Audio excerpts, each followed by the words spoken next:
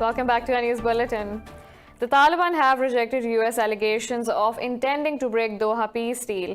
Spokesperson Suhail Shaheen's statement comes after 3 U.S. intelligence officials said Taliban have no intention to honor the deal. In a tweet, the spokesperson said, the assertions by American officials are not justifiable. Disputing the intelligence officials' position, Shaheen said the peace agreement is being implemented at a satisfactory pace so far. Washington and the Taliban signed a peace agreement on February 29th to end the 19-year-old Afghan war. Prime Minister Imran Khan says Narendra Modi's Hindu supremacist ideology is targeting all minorities living in India, not just Muslims. In a tweet, Khan said such fascism will have consequences for the region and beyond. Khan said if this supremacist ideology is not checked, it will target all communities in India, including Dalits. He was referring to the forceful removal of a statue of Christ by Hindu radicals in Bangalore.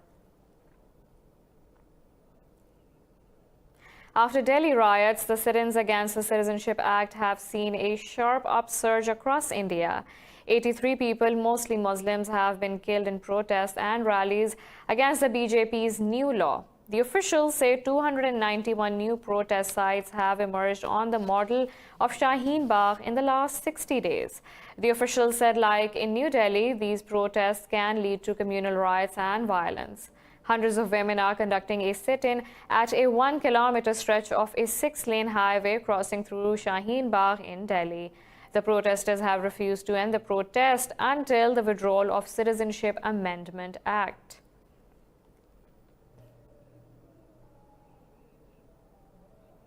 More from India. Muslims have become refugees in their own country after being targeted by Hindu extremists in the New Delhi riots. Today, hundreds of Muslims are living in camps at the Mustafabad open prayer ground. Forced to flee their homes after being attacked by their fellow citizens, these people no longer have anywhere to go. Look at the appalling plight of New Delhi's Muslims in this report. The rise of Hindu extremism in India has left Muslims extremely vulnerable. After being targeted in sporadic cow lynchings for years, Muslims have now been attacked for protesting against the controversial Citizenship Amendment Act. New Delhi's appointed commission has even confessed to this, revealing that the riots were one-sided and pre-planned to inflict maximum damage on Muslims. The fear of violence has now forced many Muslims to change their appearance and even their names. Over 1,000 Muslims have taken refuge in an open prayer ground in New Delhi's Mustafabad area. I was fleeing from our burning house. By the time I went to save my child, he received some burn injuries and I took him and ran to the rooftop. Our neighbors saved us by physically pulling us from our rooftops to theirs. One victim, Hazra Begum, remembers men chanting Hindu slogans as they hacked, battered and burned Muslims to death. My heart aches so badly thinking of our homes. They burned everything. We are going from pillar to post, but our hearts are aching at the thought of our homes. The conditions here at the relief camp. We can't live here, but there is nothing left of our homes either. There are no clothes left to wear, nor bed sheets to sleep on. The New Delhi hospital list discloses that over 50 people, mostly Muslims, died in last month's riots. Critics blame Indian Prime Minister Modi and his Hindu nationalist ruling party for stirring animosity against Muslims. Now in news on coronavirus. Italy has quarantined at least 16 million people in the Lombardy region after 14 other provinces as its coronavirus death toll tops 230. Prime Minister Giuseppe Conte says the lockdown will last until early April. More in this report. As the world scrambles to contain the fast-spreading new coronavirus, depleting resources to aid prevention pose a major challenge. South Korea has limited the number of masks each person can buy each week. Argentina has reported its first death from coronavirus, the first fatality in Latin America. More than 50 deaths were recorded during the past 24 hours in Italy, as the number of confirmed cases jumped by 1,200. The Italian Prime Minister says tough measures to contain the new coronavirus are essential. Nonché eventi We want to guarantee the health of our citizens. We understand that all these measures will create inconveniences. We understand that these measures will impose sacrifices, sometimes small and sometimes very big. But this is a time where we must take responsibility for ourselves. We need to understand that all of us need to adhere to the measures. After the state of California, New York's governor has declared a state of emergency as the number of infections rise. The US is also tracking a cruise ship that may have shared crew members with a ship carrying people who tested positive for coronavirus. We are tracking at this point a ship that may have shared crew with the Diamond Princess or the Grand Princess. And we have taken decisive action to hold until we do a full medical assessment of the crew on that ship, and will just continue to lean into this effort. In China, a hotel being used as a quarantine facility in Quanzhou city collapsed, trapping dozens underneath. The World Health Organization says more than 100,000 people worldwide have now contracted the virus. More than 3,000 people have died in China, mainly in the Hubei province where the outbreak originated. Iran's Foreign Minister Mohammad Javad Zarif has accused Washington of medical terrorism against Tehran. The death toll in the country has jumped to 145 with over 6,000 novel coronavirus infections. In a tweet, Zarif said, President Donald Trump is maliciously tightening illegal U.S. sanctions to drain Iran's resources. The foreign minister said Washington is closing the sources needed in the fight against coronavirus, while Iranians are dying from it. He said the world can no longer be silent as U.S. economic terrorism is supplanted by this medical terrorism.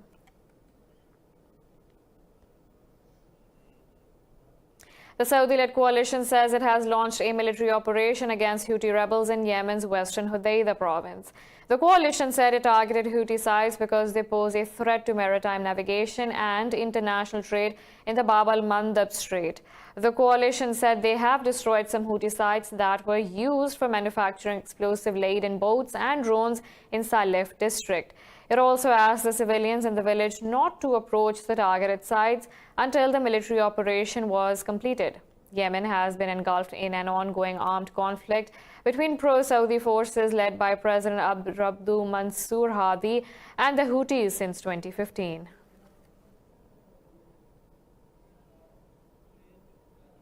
The European Union has called for the immediate release of Seham Sergeyeva, a member of Libya's parliament kidnapped by Khalifa Haftar's forces. In a statement, the EU said it remains strongly committed to promoting equal rights and opportunities for women and men. The statement also called upon relevant authorities to assume their responsibility and investigate Sergeyeva's abduction. In July 2019, unidentified gunmen kidnapped Sergeyeva from her home in Libya's eastern city of Benghazi. They took her to an unknown location and shot her husband. Moving on, in the Netherlands, 4 fugitive suspects go on trial on Monday over the killing of nearly 300 passengers and crew aboard Malaysia Airlines Flight 17. The aircraft was shot down with a Russian-made missile over eastern Ukraine in July 2014. A Dutch-led joint investigation team found 3 Russians and a Ukrainian to have plotted the attack. Their arrest warrants were issued last year. The suspects held senior positions in the pro-Russian militias in eastern Ukraine in 2014. They are still at large, and the judges could rule that the trial be held in absentia. Following the incident, the European Union had imposed sanctions on Russia. Russia has consistently denied any involvement with pro-Russian rebels in Ukraine, including providing them any financial or military support. Donald Trump shocked the world when he became president of the United States in 2016, but many who supported him back then aren't sticking with him 4 years later. This includes one Detroit-based Muslim cleric who has now declared his support for Democrat Party candidate Bernie Sanders. More in this report. One of Donald Trump's most controversial campaign promises was banning Muslims from entering the US. As such, it would seem unlikely that an American Muslim would ever support him. But that's exactly what Imam Husham al-Husseini did after believing Trump's pledge to destroy ISIS. He now regrets his decision. So he voted to remove ISIS, to fight ISIS, mean terrorist. So I supported him. Okay. But now it looks like somehow, some way, whether he recognized or not, his policy is supporting ISIS somehow, some way. Unfortunately. Today, Imam al-Husseini supports Democrat Party candidate Bernie Sanders, citing his humanist values. He even talks about issues faced by the working class in his Friday sermons now.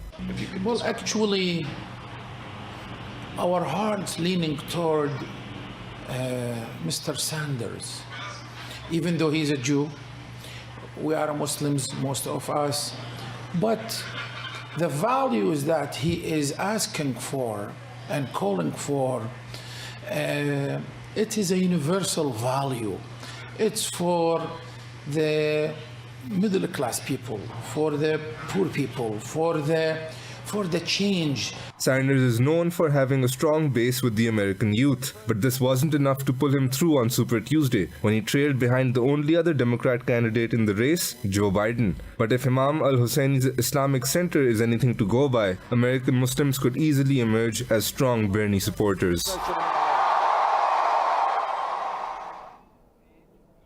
We have a lot more coming up right after this short break, so stay tuned.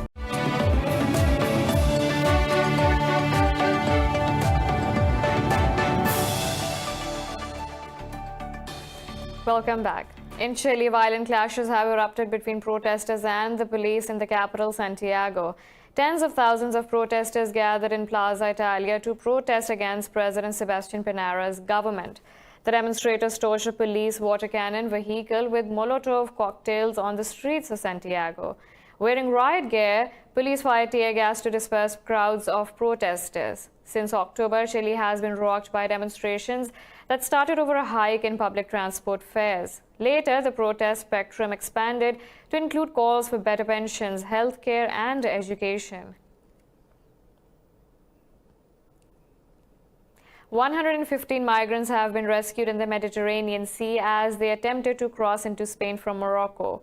Spanish rescue services said they found 2 boats stranded at sea near Malaga port. Members of the Spanish Red Cross helped migrants disembark and provided first aid at a makeshift emergency center.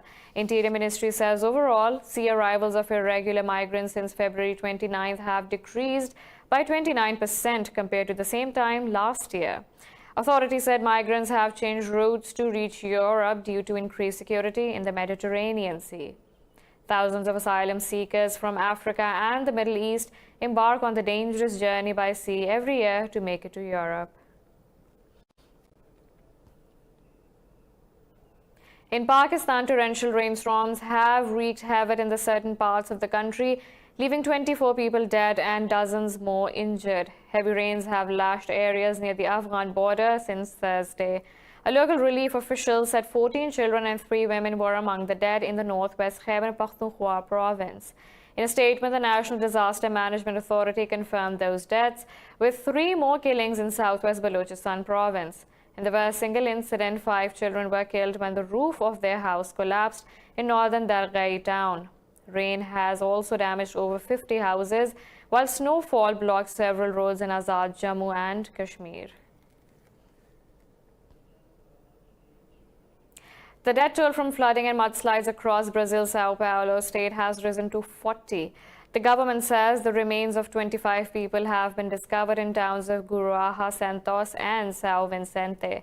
Authorities say rescue workers are combining the towns for the 40 people who are still missing. They say most of them are residents of the hillside favela of Via Baena, where homes fell apart under the mudslides. The government has announced a shipment of 21 tons of supplies for about 250 displaced families living in temporary shelters. The local government says 2 firefighters were killed in rescue attempts in São Paulo state. Meteorological Institute of Brazil says São Paulo registered its most intense rainfall in 77 years during February this year. International Women's Day is being marked all around the globe today. The day celebrates women's achievements and increases visibility in the public sphere while calling out inequality. More in this report.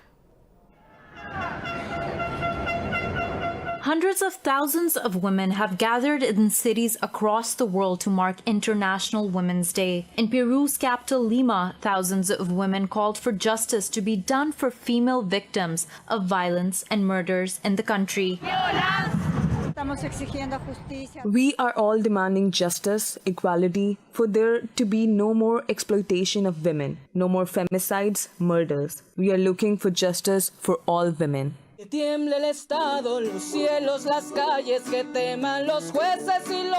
In Mexico, women performed an anthem condemning the killings of women, channeling anger along with hope for justice. Femicides have risen 137% in the last 5 years, and recent cases have drawn outrage for their brutality.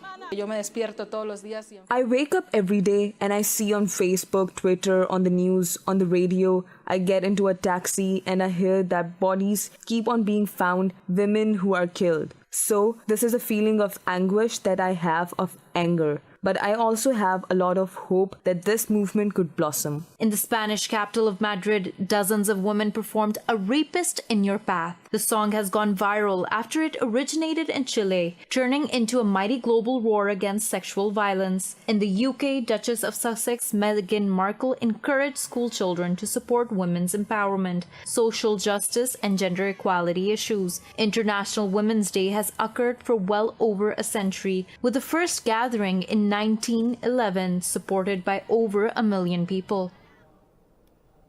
Misaka Fernanda, a farmer in Angola's rural south, works at land to feed her 9 children. But with dramatic shifts in the weather and her husband far away in the city, it's an even harder task to put food on the table.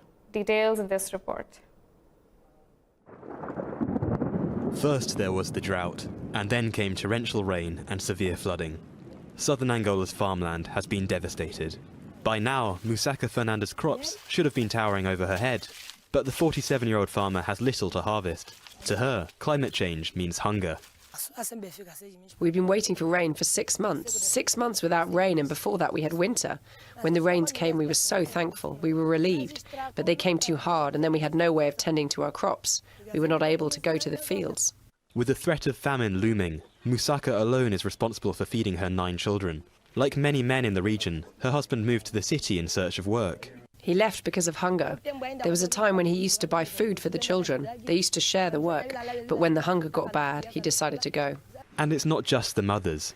Humanitarian group World Vision finds that their daughters also live the consequences of climate change. Because of families being separated or abandoned, we find a lot of families with a single parent, so it's the girls that end up helping their mothers in one way or another. So they are likely to stop studying. They first need to provide for their basic needs. Musaka's 2 eldest daughters dropped out of school to help out at home. But when her eldest fell pregnant, Misaka asked her to move out and live with the father. My mother said, "You have to get married because you can't burden me with this. I'm already struggling enough with all of you.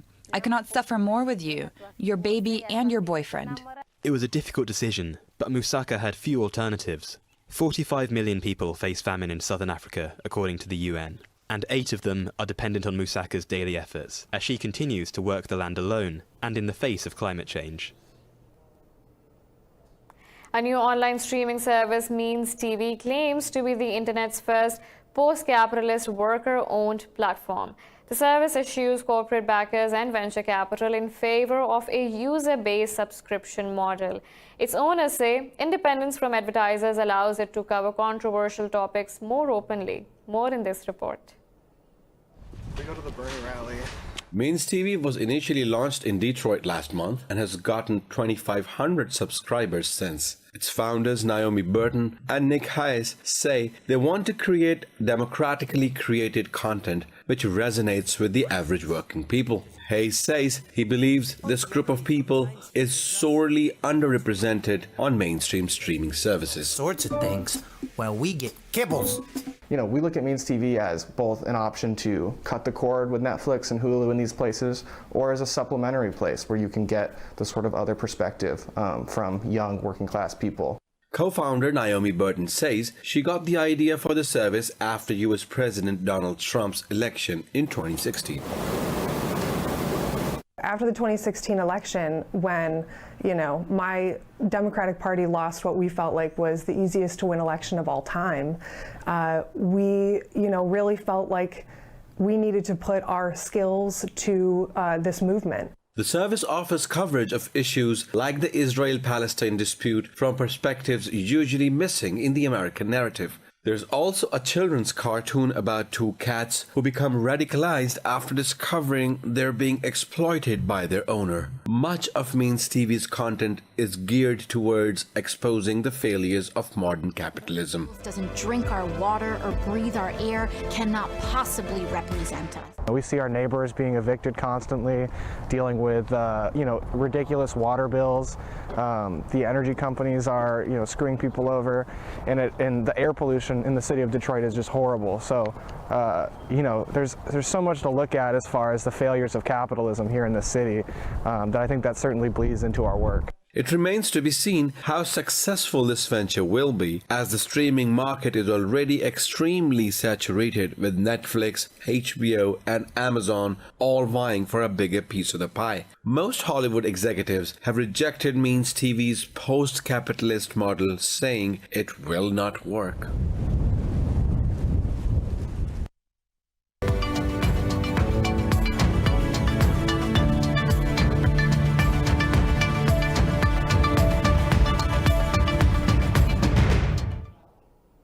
Consul General of Thailand Thatri Srivacha says trade between Islamabad and Bangkok has jumped to $1.5 billion in 2019.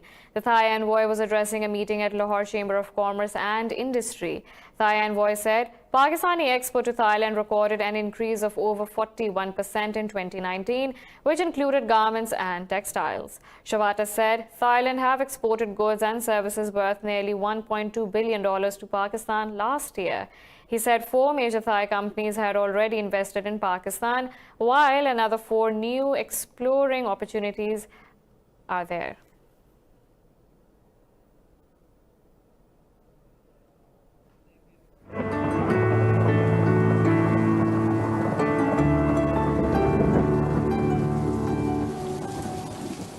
Let's look at the weather from around the globe.